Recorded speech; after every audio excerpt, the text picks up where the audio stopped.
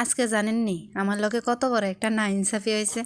নাইনসাফিটা শুনলে আছে না আপনারাও হাসবেন। আহা আচ্ছা আপনার ঘরেও শোনাইতেছে কতটা ওয়েট করেন। ইয়েস আজকে আছে না আমি ঘুমতে ওইটা দেখেছে ঘরের মধ্যে কোনো টিফিনই নাই, কেমনটা লাগে। তারপর আমি আমার বোনকে বললাম যে দোকান থেকে একটা ম্যাগি আনতে 10 টাকা। দেখেন দেখেন বোনকে দোকানে যাওয়ার কথা বলতেই তাইনের কাশি শুরু হয়ে গেছে গা। অগত্যা আর কি করার, এখন আমাকেই যেতে লাগবে।